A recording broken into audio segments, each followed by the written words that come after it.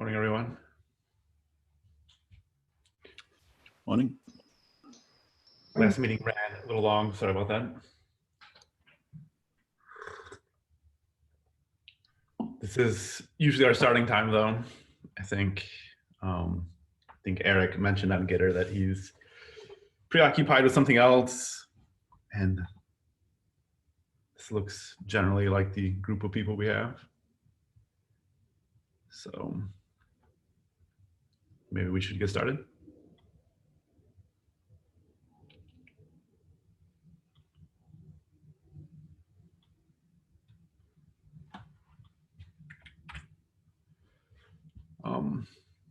Yeah, so I think it's not September 22nd any longer.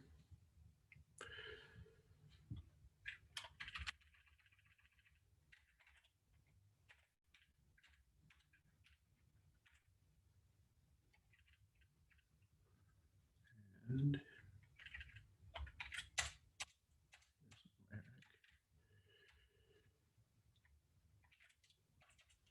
no Daniel. There is Wilbert.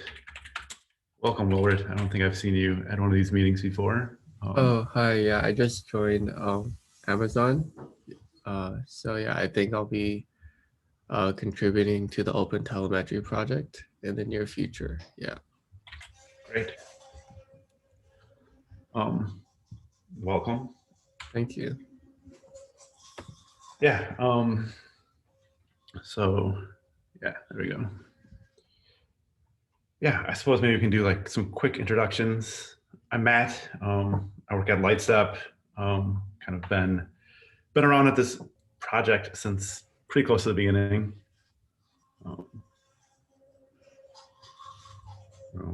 Robert, do you want to do a quick intro? Sure. Hey, I'm Robert.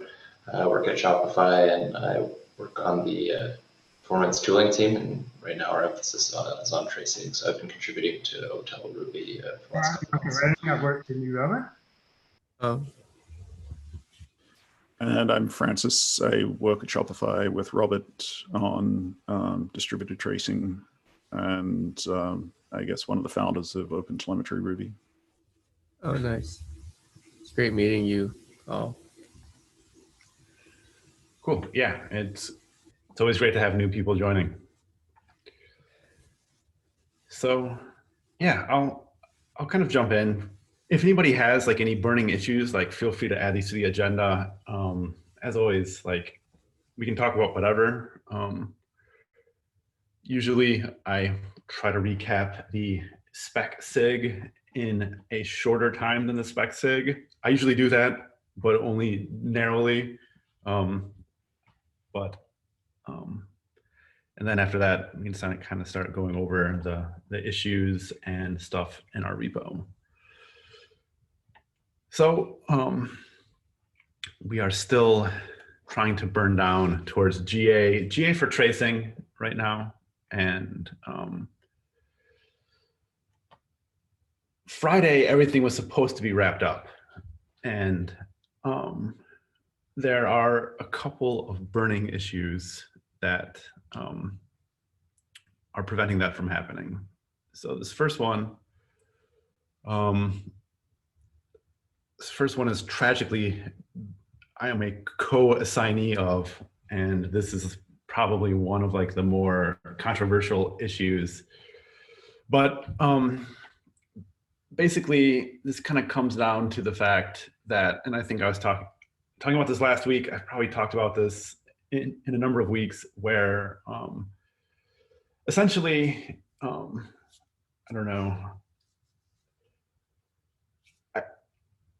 I've sometimes been labeling this like span/context duality. It's kind of like this weird divide that has happened since OTEP 66, where we kind of have this top level context concept, and that's a newer thing, whereas like previously tracers were very interested in just spans and span context. So like as we've introduced this new top level concept, it has muddied the APIs a little bit. And one of the things that we often find as a concrete example is that there's tracer start span as a method, and it returns a span. And 50% of the time you probably want a span, so you can like add an event or an attribute or something to it. And the other half of the time you actually want a context because you want to use this to go parent something else or to make it to activate it in some other context, some other execution context. These words get all overloaded, but basically a lot of things happened last week. A ton of things got merged in, and one thing, I'm glad this issue got brought up as kind of like a blocking thing, because languages have had different ways of handling this, and I don't know, I kind of made a comment here somewhere as to what we have for Ruby with some variations, but basically these methods I think have been working for us. We have tracer current span, and this will extract a span out of a context. It's the current context by default, but you could pass it any context that you wanted to get a handle on the span from it. And then there's tracer span with context, which will return you a context with the span. It will insert a span into a context that is derived from some parent context. And these have been pretty good for us. Java, on the other hand, has done something else altogether, where they just have this tracing context utils kind of class with a bunch of static methods on it to kind of operate on a context. And I think this is the stuff that actually exists in the spec today. And I'm personally not like a huge fan of it. I think these things belong on tracer to some degree. I don't know. I just said a lot of words, so I'll pause for a second in case anybody has any questions or comments at this point.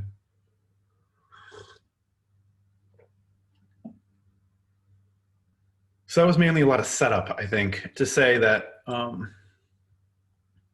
think most of these things belong on tracer. I think one of the things that is coming up is that, like, right now these are on tracer instances, which I don't know. I mentioned this comment. Well, maybe if the current span or inserting a span into a context doesn't necessarily have to do with an instance, we could just make them class methods. I feel like I want to walk back that a little bit and say that at a bare minimum, I guess they could be in both places, but I think that is one of the concerns of this, is having multiple ways to do something rather than having like one well-defined way to do it. But I feel like a really good hybrid approach would be to just leave these as tracer instance methods and just have like a default tracer that's easily available if you don't already have a handle on a tracer. But I realize that is somewhat ugly in that these instance methods still don't have anything to do with the state of the instance. So that's actually sorry, that's actually a normal thing, I guess I want to say. The tracer is largely expected to, at least like the way it's spec'd, it's largely expected to forward most operations to the tracer provider, and the context for two tracer instances that come from the same tracer provider is expected to be the same.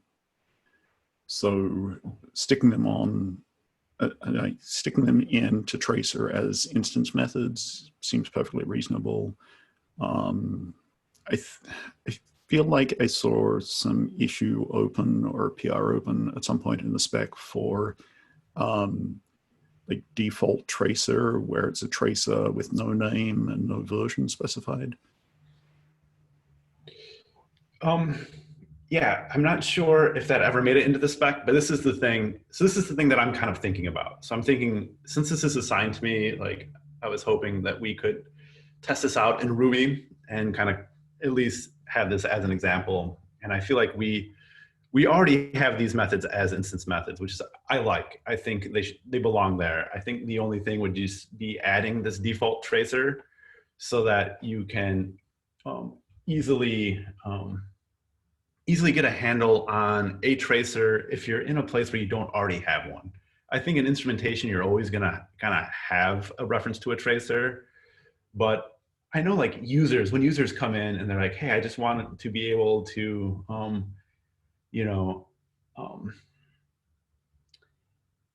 get a reference on the current span, then you kind of need to explain, okay, you need to instantiate a tracer, you need to name a tracer, and then you can get a current span from it.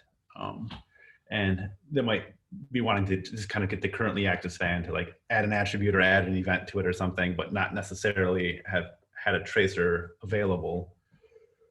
It would be nice to just be able to do this through a default tracer, although at the same time, for the application code, it would be nice if you had your own named tracer so you know where this stuff is coming from. So when you say default tracer, you mean default tracer per tracer provider, right?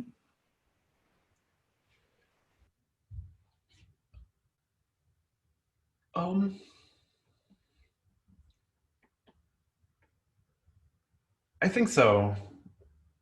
Yeah. Yes, because of the fact that really we can only have like one global tracer provider for OpenTelemetry. I think having a default tracer for the tracer provider would kind of give you the thing that you need. Right. We do need to support multiple tracer providers, or is that, yeah, I can't remember what the status of that is. So technically, yes, but like there is no API for interacting with multiple tracer providers. It's basically you can have one global tracer provider, but you can have multiple tracer provider instances technically. But the secondary tracer provider instances will be totally off the books, totally like 100% manually managed by you, the kind of the programmer, I guess. So, so anything that goes through like OpenTelemetry dot tracer provider, that's kind of just the globally registered tracer provider. You can only have one of them. And I could see having like a default tracer that is tied to that provider being kind of the global default tracer, if that makes sense. So we would just have a method on globals or whatever it is that would forward to the global tracer provider.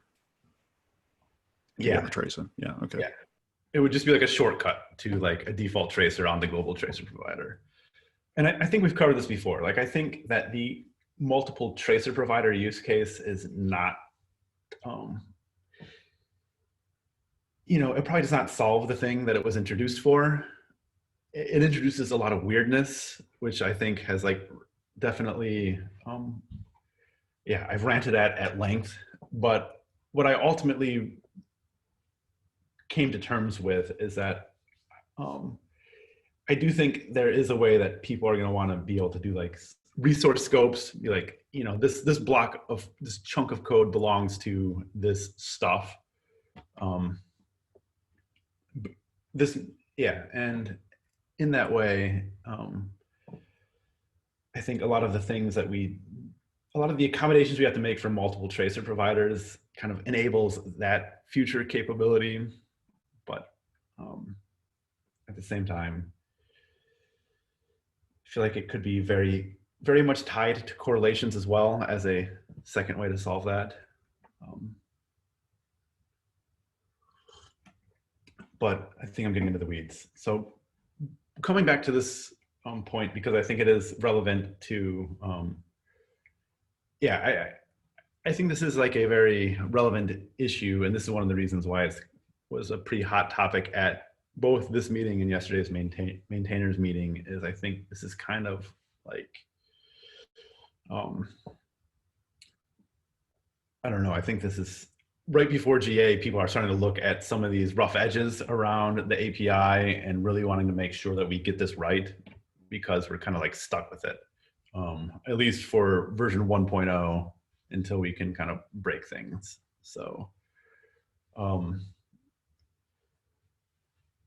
so yeah, there are various proposals going around, but I think the one that I like is keeping these as instance methods on Tracer and introducing a default tracer that is easily available. Probably just like either open telemetry constant.default tracer or open telemetry .tracer provider.default or something like that.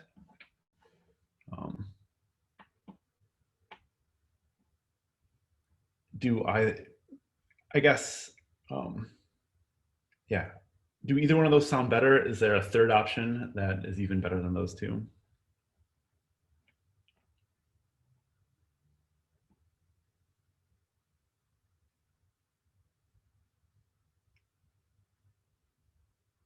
The main thing I'm understanding, if I understand this correctly, you're basically calling this default tracer like a fallback tracer. So when you don't have any context for a tracer, is that basically what this is? It's an easy way to get a handle on a tracer that is functional, that is operational, that you didn't have to specifically name, I guess. So there are situations in your code where you might not already have a handle on a named tracer, and you would like a tracer, and pretty much any tracer is sufficient for you. So I think there are a variety of circumstances where this is true, but anytime you want to operate on the current span or any of these things that aren't tied to state for a specific tracer, this would be suitable. But it would also be, I think, a very usable tracer for like kind of the application developer. I think they kind of have two choices here. They could instantiate their own named tracer if that's valuable to them, because spans will be annotated with, you know, a name and version, or they could just go for the default tracer. Okay, thank you. Yeah, so specific use cases, like I just want to grab the current span out of the ether and add an attribute or add an event to it, for example, as an application developer. And I don't necessarily have like a handle on a tracer, and I don't want to specifically make one with some name just to be able to do this. It's like I just want to be able to, you know, grab at the current span and do something to it. Yeah, it makes sense what you're saying there. I just wasn't quite sure as you were talking through the use case earlier.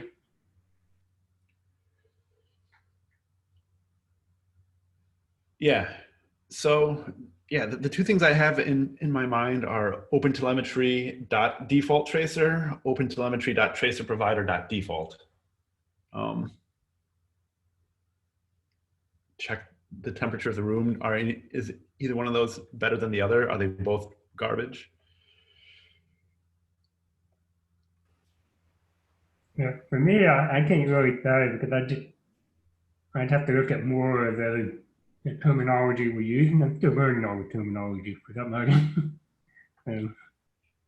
As a new user, I'm like, neither one strikes me particularly appealing over the other. Yeah, they feel pretty much the same to me. And I think if you've got OpenTelemetry.default tracer, you're probably just forwarding to the tracer provider.default anyway. Okay. you want the shortest path to get a tracer. Basically, if you're going to add a helper method like this, you want the shortest path, which is probably OpenTelemetry.defaultTracer. Yeah, that sounds good to me. Yeah, I agree, that makes sense. Yeah, is it also necessary to do this for metrics? So having a default meter, does that make sense at all? I have no idea. I haven't really looked at the metrics API, but. No, I think that's a really good question. And one that I will ask people that are a little more familiar with the API than I am. I guess the same thing applies to default logger. Yeah, I feel like not knowing nearly enough about any of those other signals that usually there is a sensible default, so you might be able to get away with it, but not always. So it's definitely worth asking around to make sure that we have ultimately some kind of symmetry in these these different signals as they. Just to be clear, so Bogdan is pointing out that we have two ways to get the context, two ways to, like we have operations to set and get spans, we have operations to set and get context, and then I haven't looked at the optional global operations yet, but he's proposing that we split up the proposed solution is extracting a new entry to given context instance. So the trace context utilities have with span and from context, and we're talking about making those instance variables on tracer with the default tracer. And then he's suggesting getting rid of all the public helpers from tracer and trace context utils that interact with the current context. So you wouldn't have a mechanism for getting the currently active span and setting the currently active span. Yeah, so that's the thing that I think that we're trying to like lobby against and say that tracer is kind of the right place for this really. I think John Watson pointed out that if you get rid of all these methods, you are left with like tracer start span, and like that is the entirety of tracer, and like at that point in time, it's just a span factory, and you should probably call it that. So then we have should we rename tracer provider to span factory? It's probably the only reasonable thing to do. So all of this sounds not that great, and I don't know. Like I think there are so many things that pull me back to OTEP issue 68, which is called Proposal Remove Span. And I think it's actually the right thing to do. But probably the right thing to do for version 2.0. I feel like we are kind of, I don't know, we've been working on this for like a year now. We should probably 1.0 at some point. Like, I think we can come up with something reasonable for 1.0 that, basically smooths over things and paves the way for removing spans. But at the same time, all of the complications that we have had, if we would have just removed spans 6 months ago, we'd probably be better off. And the reason I bring that up is I'm at least trying to save tracer, and this is one of the arguments that I have for kind of leaving some of these things on tracer right now, is that maybe that's our future, is that we can kind of have the tracer just be this thing that operates on contexts. I think that makes a lot of sense. Like I'm not sure I'm fully understanding like the motivation for taking stuff off tracer. And to me, it just sounds like the spec is trying to change the shape of this to fit like what I understand to be more, I guess, like Java idioms, where it's just like factories everywhere, right? And like you don't have like a tracer object that has cohesive methods. You have like the tracer factory, and then you have like your other utils scattered across the globe, and things are less cohesive, which is like seems more of a conventional way of writing Java as I've seen it. But that, like, why does that weigh on the spec? Or am I totally missing? So I think it comes down to separation between what's the responsibility of context and what's the responsibility of tracer. And right now, tracer has these things that are helping, like bridging the gap between the context and span so that you can find out like what is the current span. The suggestion here is, rather than, basically tracer becomes a vertical that knows nothing about context, and then context is its own other vertical, and then bridging these two is the tracer context, what do you call them, trace context utils, that provides the stuff for actually taking a current span and shoving it into a context, or taking a context and retrieving the current span, right? So that's sort of the argument I think that Bogdan is making here, that you need to separate these concerns. But I think the counter argument is that that ends up being pretty inconvenient to work with. Yeah. Okay, I get that. I guess it kind of makes sense, but yeah. I mean, if you look at most instrumentation will have a tracer, right? And in the same sense that, like, typical Java programming, you've got a logger instance somewhere, and you have it readily available, and you can use it for logging stuff. In the same way, most things, most instrumentation, or if you're building a Redis client, you would have a tracer instance that is readily available. And if you have that tracer instance, you might as well use it for retrieving the current span. It seems like a pretty obvious thing to do. Whereas if you need to instead, every time you want the current span, you have to reach into OpenTelemetry : tracer utils, or trace context utils dot current span, then that's kind of frustrating.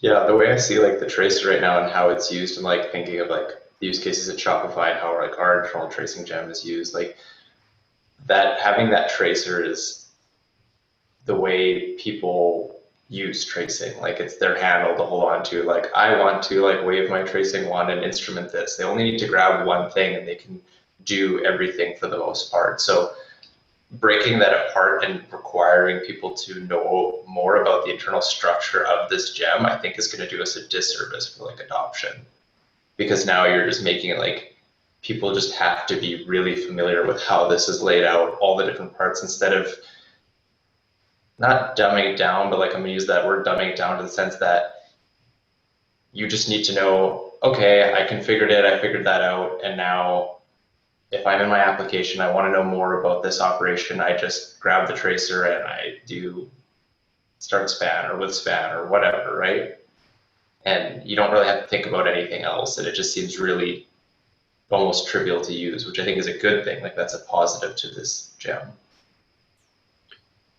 Yeah, and I think to sum that up, like from my perspective, if I want to do something with a span, I want to do that with tracer, and I just want a one-stop shop for my spans, and everything span related should just be on tracer. You shouldn't have to go on a treasure hunt through the APIs to figure out all of the various methods that you might need.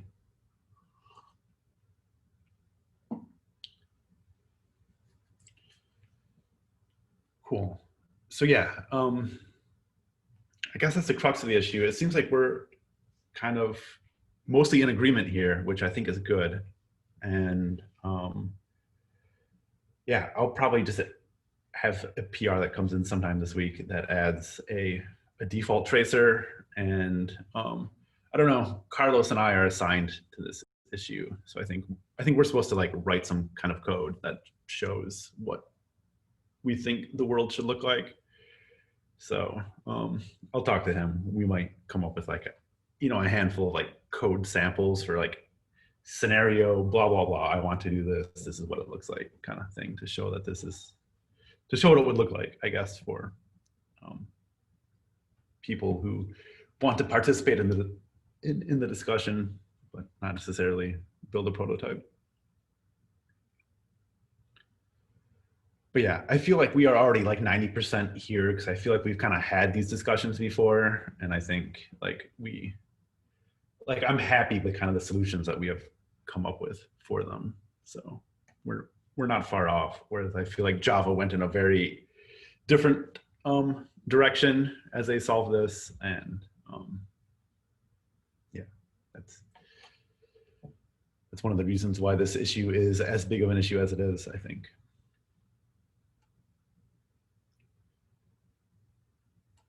Cool. I thought that was decent discussion. Anything else we should talk about related to this?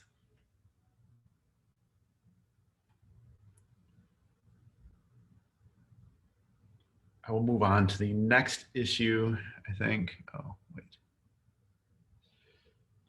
This issue is only slightly mentioned.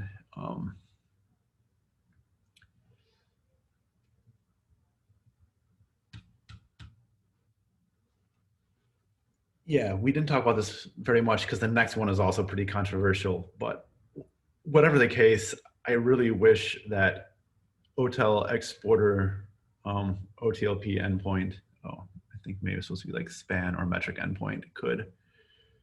No, this is correct because you can have a global one that applies to the OTLP exporter, or you can have separately a span endpoint and a metric endpoint. Great. We have environment variable inheritance. Sort of. I mean, OTLP is supposed to be a single exporter. I mean, the way it's structured, it's supposed to be a single exporter for all these signals, right? So it doesn't really make sense to have a separate, metric exporter for OTLP and a separate span exporter. Typically in a deployment, you'd have them both pointing at the same thing. But then there apparently are people who, I think it's less people that want to set things up with separate endpoints for metrics and spans, and more that some implementations were written with the two of these things being separate and separately instantiated. So we ended up with these duplicated environment variables, and because I wanted a unified set as well, now we've got 3 environment variables for every setting. Okay, yeah, that's fine. I'm fine with the proliferation of environment variables, and that all makes sense. Like, I think the one thing that I noticed looking at them is that it would be really nice for the HTTP case anyways, for your secure or insecure just to be the scheme, just to be able to provide like a URL for your endpoint. I think right now that gets pieced together based on secure / endpoint fragment. And yeah, although interestingly enough, in Ruby, you would often set insecure separately, or else you would have to pass the URL yourself and then query it to say, is this secure or not, and then set it on the connection. So having this separate thing for insecure actually makes the implementation easier. And then the other argument Tigran is making here is that gRPC has no URI scheme really, right? There's no standard schema values for gRPC. So you can't really infer it, or you can't build a URI for gRPC. yeah, that the latter was, I thought, the reason for this. thinking from like a user perspective, it's nice to be able to just provide like one endpoint. But as you bring up from, again, the code side, it actually makes it a little bit easier on the programmer to not have to see see if there's a scheme, see what the scheme is, and then you know, break the endpoint into more components as you set it up. So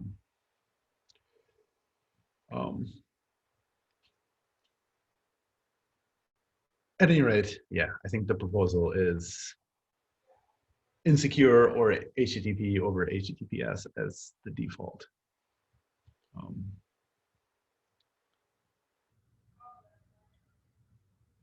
The thing that we spent a little more time talking about was this thing, which is basically inline span context onto the span rather than having it as a separate thing. And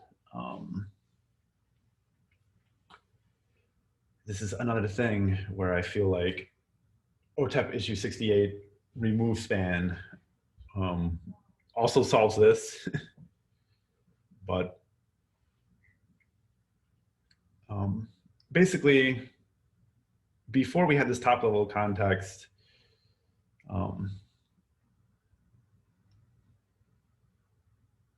when you were propagating a span, you kind of had the serializable part of the span, and that is the span context. And it's basically just, you know, trace ID, span ID, some flags. And this is what you transmit across the wire. And it's also the only part of a span that is API readable. And they are also immutable. So those are kind of all the properties of a span context and why they were kind of this separate thing. The rest of a span is just meant to be write only from an API perspective. It's only readable in the export pipeline. So, but in a post OTEP 66 world where we kind of have this top level context, it seems a little bit more strange for us to have a separate span context. But I'm not sure what all of the motivation is behind this. I definitely can see there are some like performance gains to not have to create a span and span context. Like you save an object allocation per span. I feel like that's one really big thing. I do think you introduce a little bit of confusion as to what part of the span is readable, and where I guess that line becomes blurred for the user. Is like, why can I read, you know, trace ID and span ID, but I can't read span name or something like that.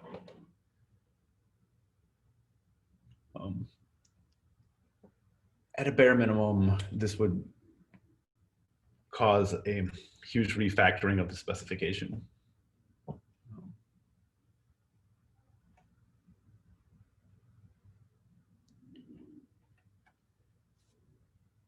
I don't know, I think I've covered at least a lot of the discussions going on here.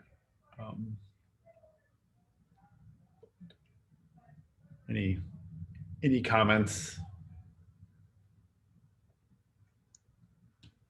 opinions on this?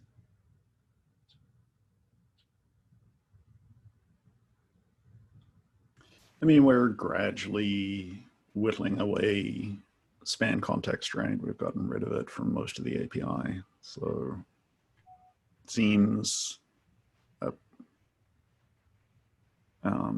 mean, I think we even, yeah, you've recently made the change where instead of storing the extracted span context in the current context, you created a fake span effectively to hold it. So I don't know. I mean, it's a short sort of path to get rid of the span context as well. Yeah, I don't feel super strongly about this either way. I feel like there are pros and cons to each approach, to be honest.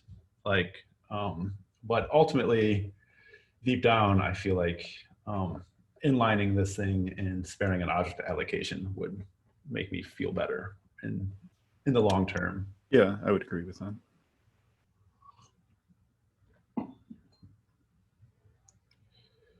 So yeah, this is another change afoot. I think, given the current status of the Ruby project, this would not be a huge change for us.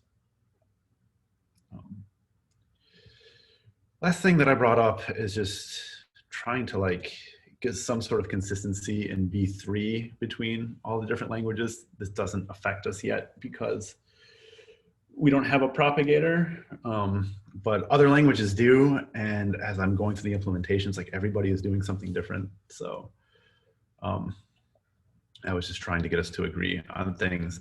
I think I got some agreement.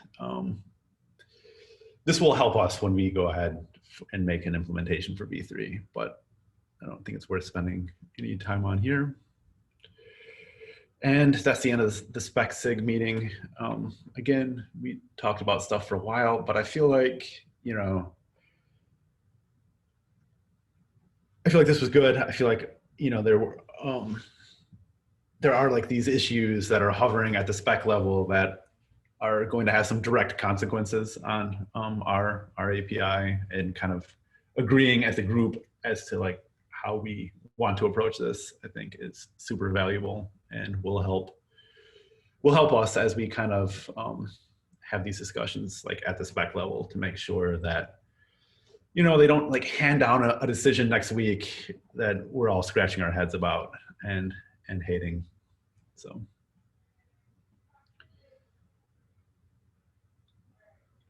with that, I feel like we've left us not a ton of time to talk about things in our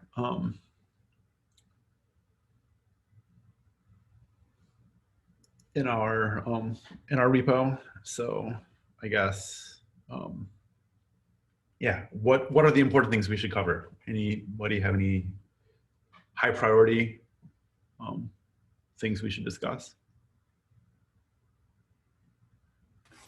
I don't know if we had much in the way of new issues come in.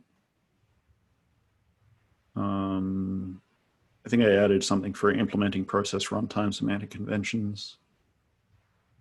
Oh, and yeah, I forgot to add this bit. I'm just actually looking at the beta 07 milestone, but I realized I forgot to add an issue to that. Cool. So beta 07, is this kind of our current target? Was there, I know we talked about having possibly a kind of like a bug fix release or like an intermediary release. Is that something that we're interested in? Have there been enough things that have come in to justify anything like that at this point?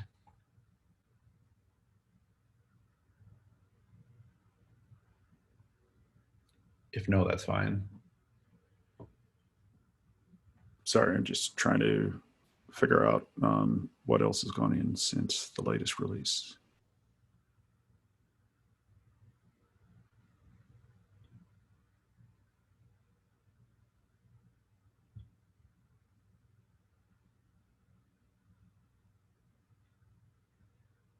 I think we have a few doc fixes.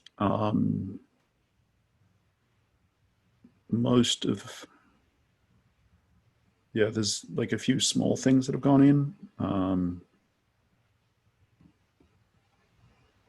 We could certainly consider doing another release, or at least a release of just the effective packages, as long as we haven't had any breaking changes, although it does look like some of these things are breaking changes.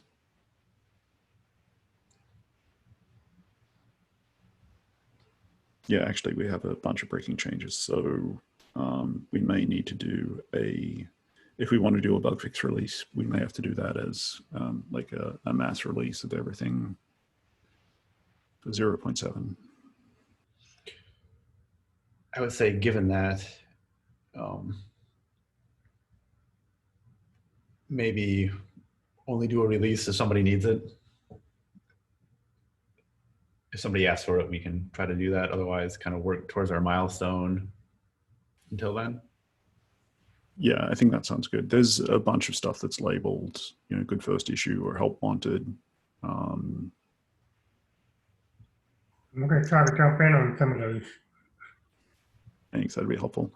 I should mention that Robert and I are probably not going to work much on this or contribute much on this this week and next week. We're a little focused on some internal things, actually mostly around rolling out OTLP internally at Shopify. So yeah, we've just got our heads down for the next 2 weeks. But we'll still be able to contribute reviews and so forth. But yeah, this may be a bit of a slow I'm move to release. just coming off of internal stuff, and now I can focus again on that. You'll probably see some more activity from me. So Cool, thanks. definitely appreciate the review. Cool. Yeah. That's all fine. We'll work through this. And if I think we can always adjust scope if we need to kind of get something out, or if we get enough stuff in that it makes sense to cut a release before we take out everything in the milestone. But at the same time, yeah, there's lots of good first issues for anybody interested.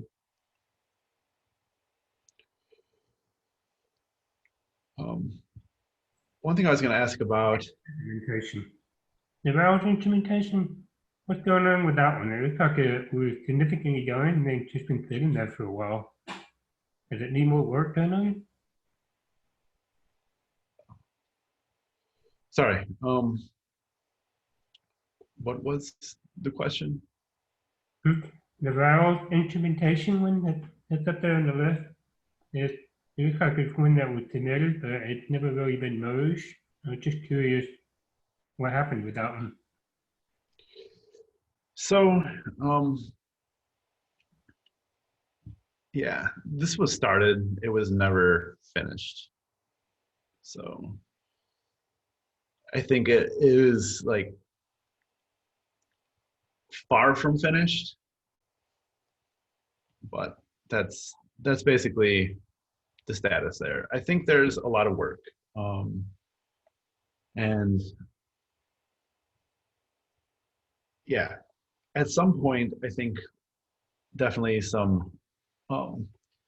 At some point, this is going to become a very high priority if it isn't already, and maybe we should kind of, I don't know, once we have a lot of the GA issues, because the issues that kind of come at us from like the spec angle are like kind of getting the SDK and API aligned across OpenTelemetry. They don't really specify anything like instrumentation related, but this is the thing that users actually want. So so as a result, like our backlogs end up being kind of like, I don't know, machinery focused and not so much, focused on instrumentation. So, but at some point, as I think, as we approach GA and the spec related stuff kind of simmers, if we don't yet have a Rails instrumentation, we should probably dedicate some time to kind of like figuring out how we want to do this. Yeah, so I mean, we're going to need it at Shopify before too much longer. We can kind of roll out OpenTelemetry to a few small applications that are not relying on Rails, so some Sinatra apps or whatever. But realistically, before we roll this out everywhere, we're going to need Rails tracing support. So, I mean, we have stuff implemented internally. We know it's not great. So we have some ideas, or at least we know the bits that we need to improve. We may pick this up if nobody else does. We may pick this up in maybe a month's time, I would guess. I don't know. I'm looking at Robert here. What's your sense of when we might be able to start work on Rails tracing? I would like to do it as soon as possible, but obviously we have some more pressing priorities right now. But when we get back to doing this stuff, I would actually like to try to take this on. I think it's the main blocker for me getting some of like various like teams that are willing to adopt OpenTelemetry and like they're, I wouldn't say less critical apps, but they're just like lower stakes. So they're happy to be guinea pigs and try this out with us. And so the real blocker that for me right now is GraphQL and Rails from getting a few of them on. I'd say after we get OTLP rolled out internally, I'd like to put some time into this. Okay, so maybe in 2 weeks' time, but if anybody else wants to pick it up in the meantime, you know, we'd be happy to support that effort. Yeah, no, that all sounds good. That sounds like a good timeline, and I think when we get around to it, like I think it's great that you all are using OpenTelemetry internally and have some ideas around this, because I think that's one of the I don't know, one of the things that will help make sure that we build the right thing is to actually have a user that has use cases and